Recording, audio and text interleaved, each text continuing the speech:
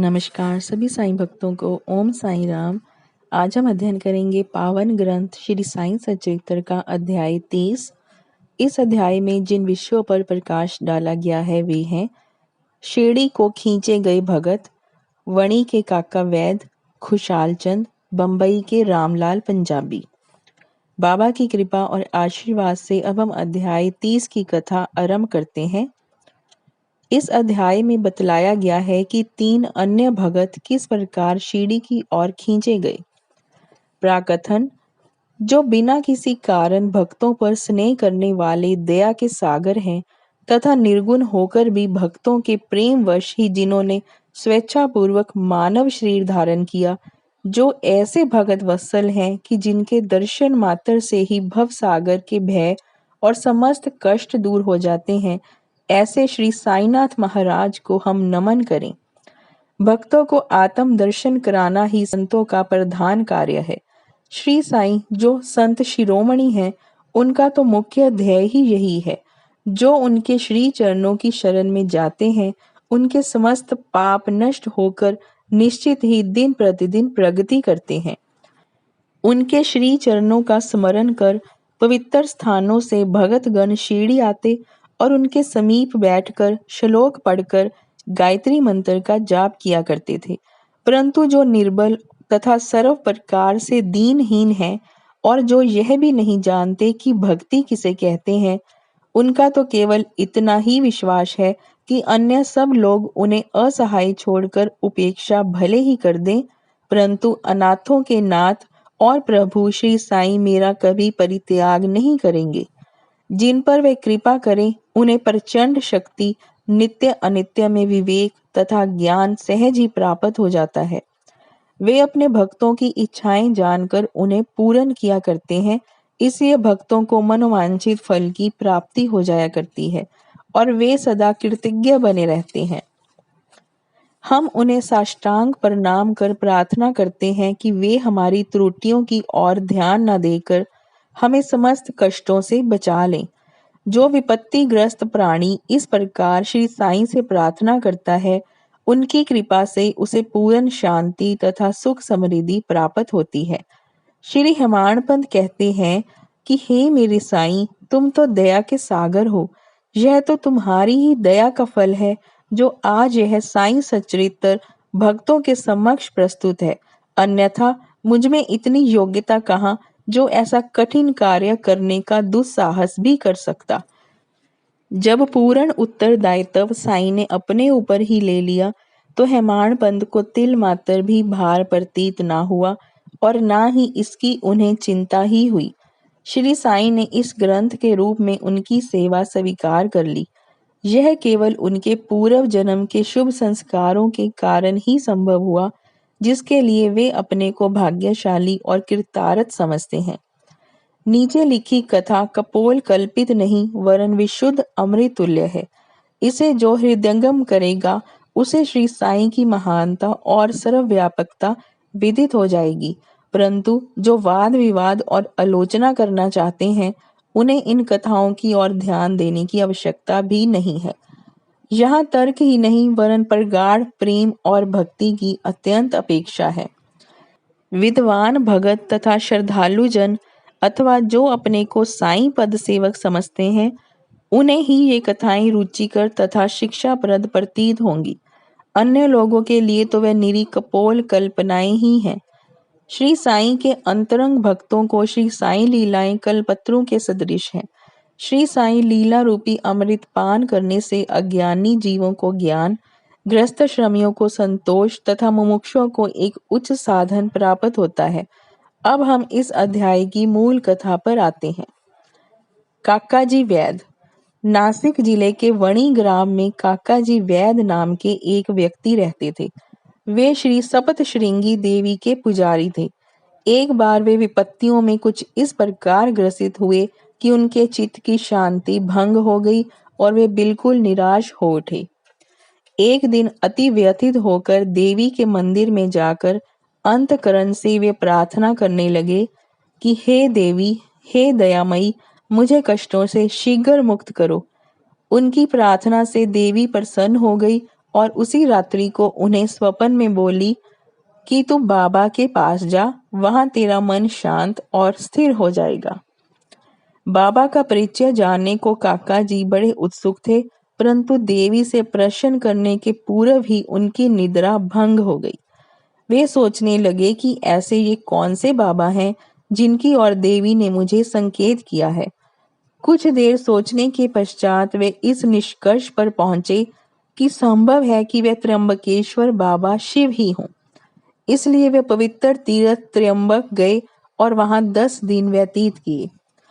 वे प्रातःकाल उठकर स्नान आदि से निर्वित हो रुद्र मंत्र का जाप कर साथ ही साथ अभिषेक व अन्य धार्मिक कृत्य भी करने लगे, परंतु उनका मन पूर्वतः ही अशांत बना रहा। तब फिर अपने घर लौटकर वे अति करुण स्वर में देवी की प्रार्थना करने लगे।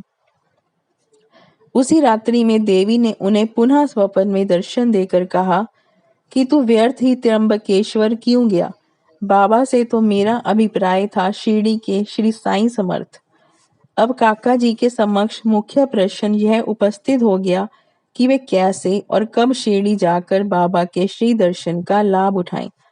यथार्थ में यदि कोई व्यक्ति किसी संत के दर्शन को आतुर हो तो केवल संत ही नहीं, भगवान भी उसकी इच्छा पूर्ण कर देते हैं।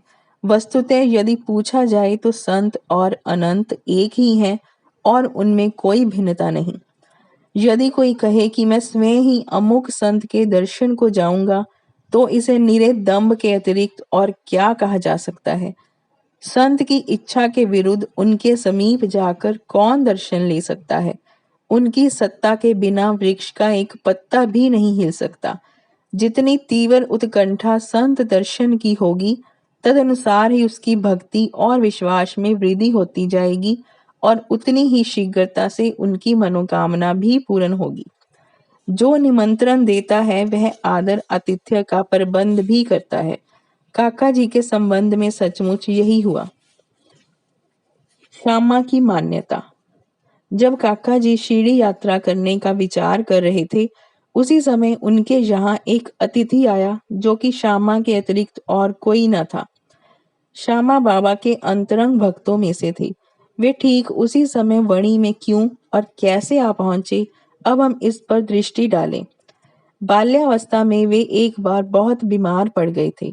उनकी माता ने अपनी कुल देवी सपत श्रृंगी से प्रार्थना की कि यदि मेरा पुत्र निरोग हो जाए तो मैं उसे तुम्हारे चरणों में लाकर डालूंगी।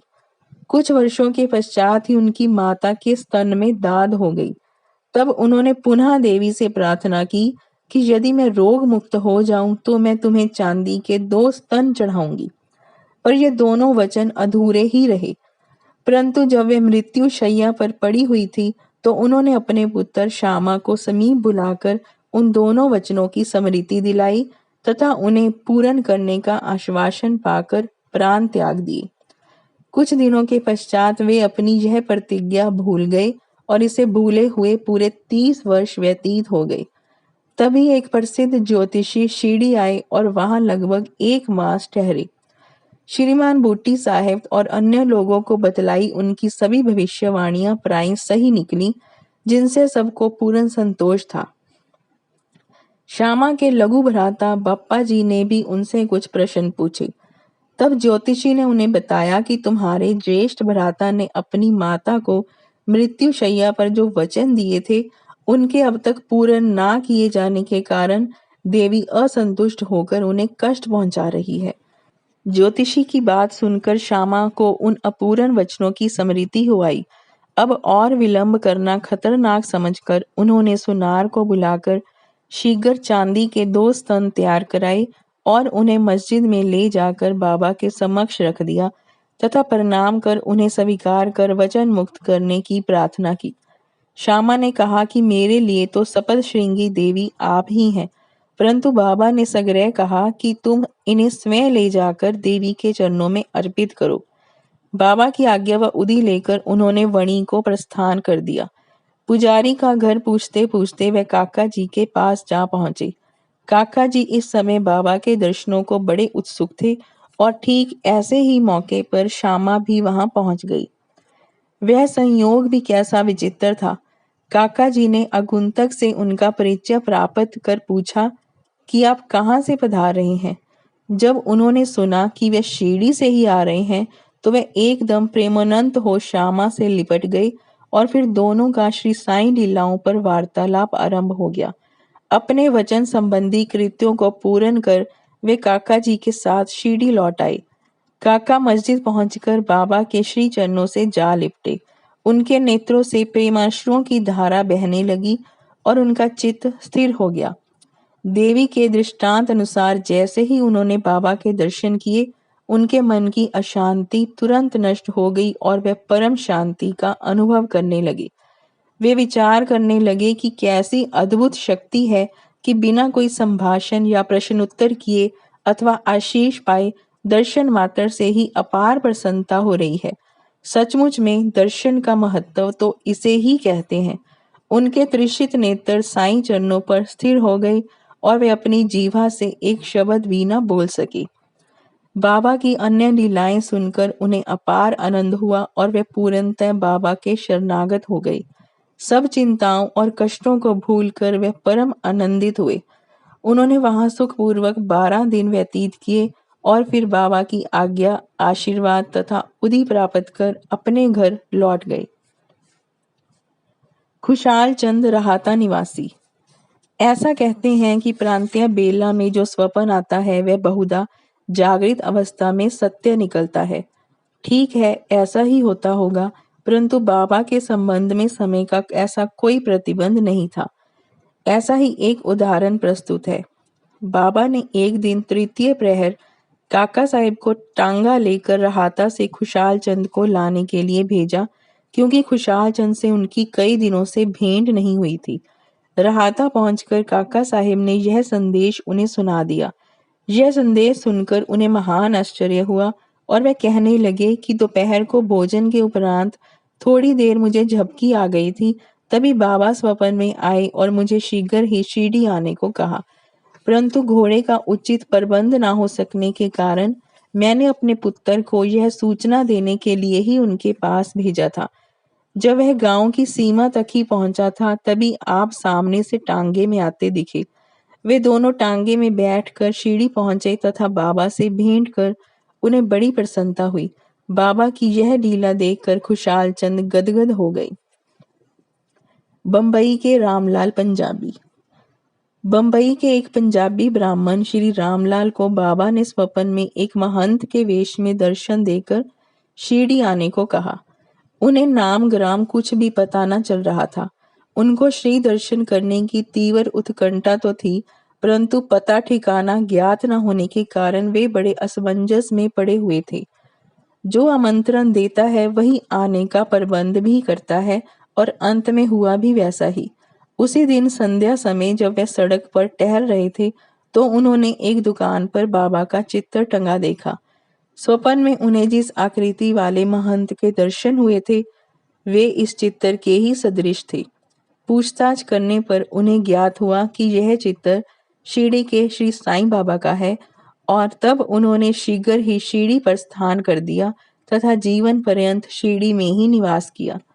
इस प्रकार बाबा ने अपने भक्तों को अपने दर्शन के लिए शिरडी में बुलाया और उनकी लौकिक तथा पारलौकिक समस्त इच्छाएं पूर्ण की। यहाँ हमारा अध्याय 30 समाप्त होता है। श्री सद्गुरु साईनाथ अर्पण वस्तु। शुभम भवत। श्री सच्चिदानंद सद्गुरु साईनाथ महाराज की जय।